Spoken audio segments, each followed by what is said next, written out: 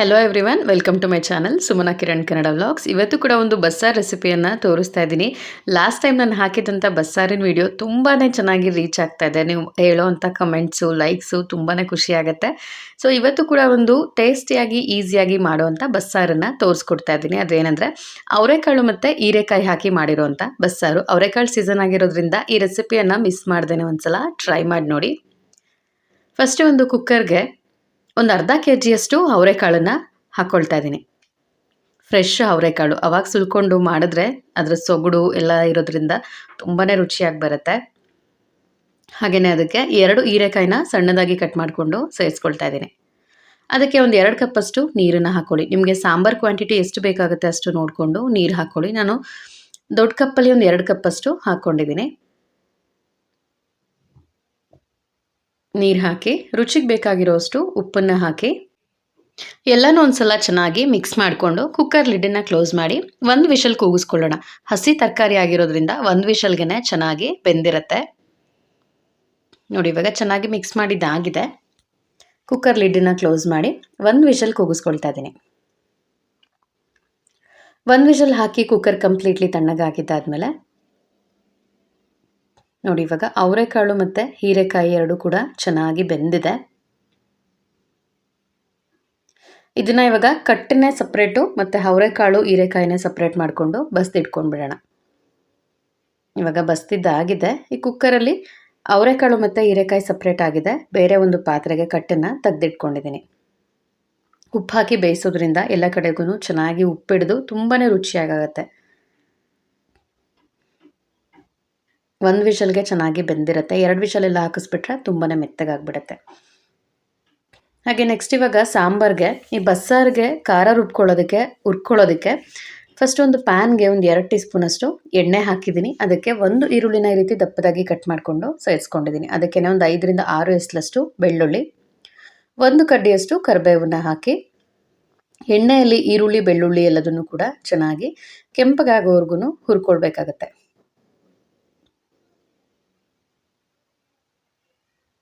ಹಸಿಯಾಗಿ ಹಾಗೇನೆ ಹಾಕಿಬಿಟ್ರೆ ತುಂಬಾ ಹಸಿ ವಾಸನೆ ಅಂತ ಅನಿಸ್ತಾ ಇರುತ್ತೆ.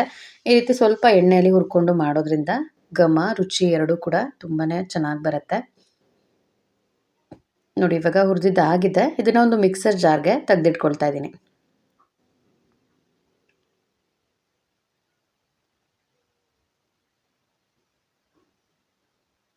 ಈ ಮಿಕ್ಸರ್ ಜಾರ್ಗೆ ಹುರಿದಿಟ್ಕೊಂಡಿರುವಂಥ ಈರುಳ್ಳಿ ಬೆಳ್ಳುಳ್ಳಿ ಕರಿಬೇವನ್ನ ಹಾಕ್ಕೊಂಡಿದ್ದೀನಿ. ಅದಕ್ಕೇನೆ ಖಾರಕ್ಕೆ ಹಚ್ಕಾರದ ಪುಡಿನ ಯೂಸ್ ಮಾಡ್ತಾ ಇದ್ದೀನಿ. ನೀವು ಹಚ್ಕಾರದ ಪುಡಿ ಬೇಡ, ಹಸಿಮೆಣಸಿನ್ಕಾಯಿನ ಯೂಸ್ ಮಾಡ್ತೀನಿ ಅನ್ನೋರು ನಿಮ್ಮ ಖಾರಕ್ಕೆ ತಕ್ಕಂತೆ ಅದನ್ನು ಕೂಡ ಈರುಳ್ಳಿ ಬೆಳ್ಳುಳ್ಳಿ ಜೊತೆಗೆ ಹುರ್ಕೊಂಡು ಹಾಕ್ಕೊಳ್ಳಿ. ನಾನಿಲ್ಲಿ 1/4 ಟೀ ಸ್ಪೂನಷ್ಟು ಹಚ್ಕಾರದ ಪುಡಿ, 2 ಟೀ ಸ್ಪೂನಷ್ಟು ಸಾಂಬಾರು ಪುಡಿ, ಹಾಗೆಯೇ ಒಂದು 1/4 ಟೀ ಸ್ಪೂನಷ್ಟು ಅರಿಶಿನ, ಒಂದು 2 ಟೀ ಸ್ಪೂನಷ್ಟು ಜೀರಿಗೆ. ಲಾಸ್ಟ್ ಟೈಮ್ ಎಲ್ಲ ಕಮೆಂಟಲ್ಲಿ ಕೇಳ್ತಾ ಇದ್ರಿ ಮೆಣಸು ಯೂಸ್ ಮಾಡಲ್ವಾ ಅಂತ. ಇಲ್ಲ, ನಮ್ಮ ಕಡೆ ಮೆಣಸು ಯೂಸ್ ಮಾಡೋದಿಲ್ಲ. ನೀವು ಯೂಸ್ ಮಾಡೋ ಹಂಗಿದ್ರೆ ಆ್ಯಡ್ ಮಾಡ್ಕೊಳ್ಬೋದು. ನಾನಿಲ್ಲಿ 2 ಟೀ ಸ್ಪೂನಷ್ಟು ಜೀರಿಗೆ ಹಾಕಿದ್ದೀನಿ. ಹಾಗೆಯೇ 1 ಬೌಲಷ್ಟು ತೆಂಗಿನಕಾಯಿ ತುರಿ ಹಾಕ್ಕೊಳ್ಳಿ. ಹಾಗೆಯೇ ಸ್ವಲ್ಪ ಕೊತ್ತಂಬರಿ, 1 ಹಿಡಿಯಷ್ಟು ಕೊತ್ತಂಬರಿನ ಚೆನ್ನಾಗಿ ತೊಳೆದು ಸೇರಿಸ್ಕೊಂಡಿದ್ದೀನಿ. ಹಾಗೆಯೇ ಅದಕ್ಕೆ ಬೇಯಿಸಿಟ್ಕೊಂಡಿರುವಂಥ ಅವರೆಕಾಳು ಮತ್ತು ಹೀರೆಕಾಯಿನ ದೊಡ್ಡ ಒಂದು ಸೌಟಲ್ಲಿ ಸೇರಿಸ್ಕೊಳ್ತಾ ಇದ್ದೀನಿ. ಈ ಬಸ್ಸಾರು ಮಾಡುವಾಗ ಇದೇನು ಬೇಯಿಸ್ಕೊಂಡಿರ್ತೀವಿ, ಈ ಅವರೆಕಾಳು ಹೀರೆಕಾಯಿನ ಹಾಕೋದ್ರಿಂದ ಸಾಂಬಾರು ತುಂಬಾ ರುಚಿಯಾಗುತ್ತೆ. ಇದೆಲ್ಲದನ್ನು ಹಾಕಿ ಸ್ವಲ್ಪ ನೀರು ಹಾಕಿ ನುಣ್ಣಗೆ ರುಬ್ಬಿಟ್ಕೊಂಡ್ಬಿಡೋಣ. ನೆಕ್ಸ್ಟ್ ಇವಾಗ ಸಾಂಬಾರಿಗೆ ಒಗ್ಗರಣೆ ಹಾಕ್ಕೊಳ್ಳೋದಕ್ಕೆ ಎಗೇನ್ ಅದೇ ಪ್ಯಾನಲ್ಲಿ 2 ಟೀ ಸ್ಪೂನ್ ಎಣ್ಣೆ ಹಾಕಿ ಒಂದು ಅರ್ಧ ಟೀ ಸ್ಪೂನಷ್ಟು ಸಾಸಿವೆ, ಹಾಗೆಯೇ ಒಂದು 5 ರಿಂದ 6 ಎಸಲಷ್ಟು ಬೆಳ್ಳುಳ್ಳಿನ ಸಿಪ್ಪೆ ತೆಗೆದು ಸೇರಿಸ್ಕೊಂಡಿದ್ದೀನಿ. ಹಾಗೆಯೇ 1 ಕಡ್ಡಿಯಷ್ಟು ಕರಿಬೇವು, 1 ಈರುಳ್ಳಿನ ಸಣ್ಣದಾಗಿ ಕಟ್ ಮಾಡಿಕೊಂಡು ಸೇರಿಸ್ಕೊಳ್ತಾ ಇದ್ದೀನಿ. ಇದೆಲ್ಲದನ್ನು ಕೂಡ ಒಗ್ಗರಣೆಲಿ ಕೆಂಪಗಾಗೋವರೆಗೂ ಒಗ್ಗರಣೆನ ಮಾಗಿಸ್ಕೊಳ್ಬೇಕು.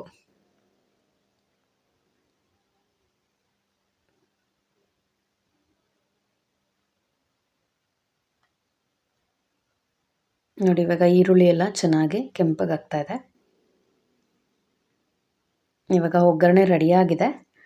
ನೆಕ್ಸ್ಟ್ ಇದಕ್ಕೆ 1 ಒಣಮೆಣಸಿನ್ಕಾಯಿ,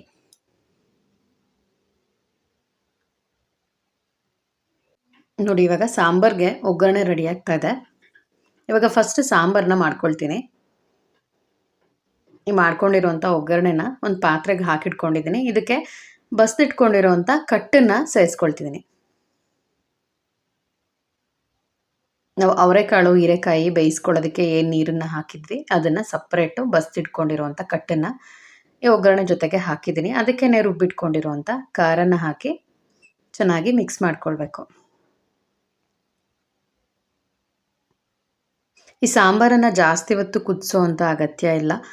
ಈರುಳ್ಳಿ ಬೆಳ್ಳುಳ್ಳಿ ಎಲ್ಲ ಹುರಿದಿಟ್ಕೊಂಡು ಹಾಕಿರೋದ್ರಿಂದ ಜಾಸ್ತಿ ಕುದಿಸೋ ಅಗತ್ಯ ಇಲ್ಲ. ಖಾರ ಹಾಕಿದಾದ್ಮೇಲೆ ಅದೇ ಮಿಕ್ಸರ್ ಜಾರ್ಗೆ ಇನ್ನು ಸ್ವಲ್ಪ ನೀರನ್ನು ಹಾಕ್ಕೊಂಡು ಎಲ್ಲನೂ ಕೂಡ ಹೊಂದ್ಕೊಳ್ಳೋ ಹಾಗೆ ಚೆನ್ನಾಗಿ ಮಿಕ್ಸ್ ಮಾಡ್ಕೊಳ್ಳಿ.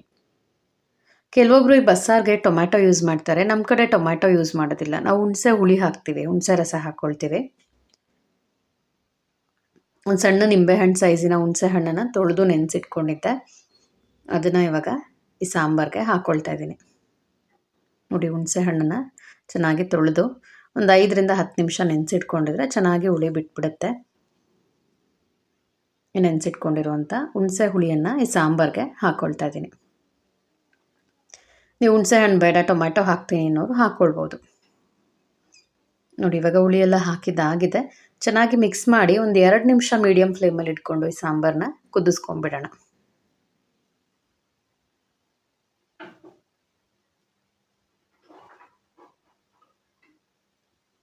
ನೋಡಿ, ಇವಾಗ ಸಾಂಬಾರು ಚೆನ್ನಾಗಿ ಕುದೀತಾ ಇದೆ. ಟೇಸ್ಟಿಯಾಗಿರುವಂಥ ಹೀರೆಕಾಯಿ ಮತ್ತು ಅವರೆಕಾಳು ಬಸ್ಸಾರು ರೆಡಿಯಾಗಿದೆ.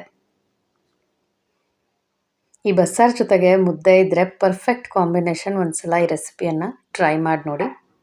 ಅವರೆಕಾಳು ಸೀಸನ್ ಆಗಿರೋದ್ರಿಂದ ತುಂಬ ವೆರೈಟಿಗಳಲ್ಲಿ ಅವರೆಕಾಳು ಬಸ್ಸಾರನ್ನು ಮಾಡ್ಬೋದು. ಅದ್ರ ಜೊತೆಗೆ ಹೀರೆಕಾಯಿನೂ ಕೂಡ ಸೇರಿಸಿ ಮಾಡಿ ನೋಡಿ. ಇದ್ದರೆ ಒಂದು ಕಟ್ಟಷ್ಟು ಸಬ್ಬಸಿಗೆ ಸೊಪ್ಪನ್ನು ಕೂಡ ಹಾಕಿ ಮಾಡ್ಬೋದು.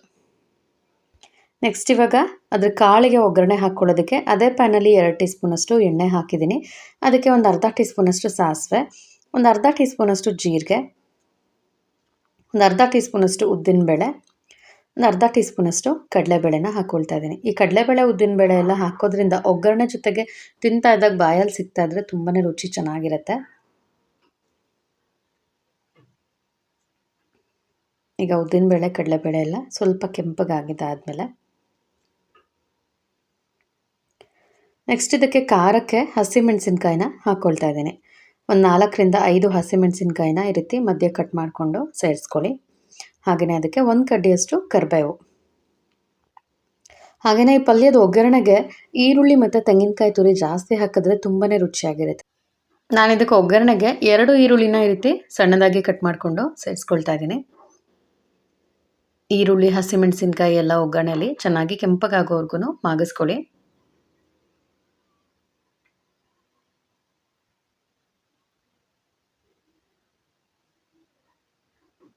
ನೋಡಿ, ಇವಾಗ ಒಗ್ಗರಣೆ ರೆಡಿಯಾಗಿದೆ. ಇದಕ್ಕೆ ಬೇಯಿಸಿ ಬಸ್ದಿಟ್ಕೊಂಡಿರುವಂಥ ಅವರೆಕಾಳು ಮತ್ತು ಹೀರೆಕಾಯಿನ ಹಾಕ್ಕೊಳ್ತಾ ಇದ್ದೀನಿ.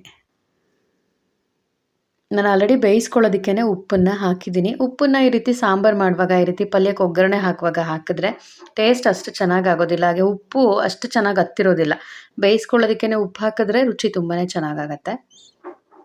ಒಗ್ಗರಣೆ ರೆಡಿಯಾಗಿದೆ. ಇದಕ್ಕೆ ಬೇಯಿಸಿ ಬಸ್ದಿಟ್ಕೊಂಡಿರುವಂಥ ಅವರೆಕಾಳು ಮತ್ತು ಹೀರೆಕಾಯಿನ ಸೇರಿಸ್ಕೊಂಡಿದ್ದೀನಿ. ಇದನ್ನು ಒಗ್ಗರಣೆ ಜೊತೆಗೆ ಚೆನ್ನಾಗಿ ಮಿಕ್ಸ್ ಮಾಡಿ ನೆಕ್ಸ್ಟ್ ಇದಕ್ಕೆ ತೆಂಗಿನಕಾಯಿ ತುರಿ ಮತ್ತು ಸಣ್ಣದಾಗಿ ಕಟ್ ಮಾಡಿ ಇಟ್ಕೊಂಡಿರುವಂಥ ಕೊತ್ತಂಬರಿ ಸೊಪ್ಪನ್ನು ಸೇರಿಸ್ಕೊಳ್ತಿದ್ದೀನಿ.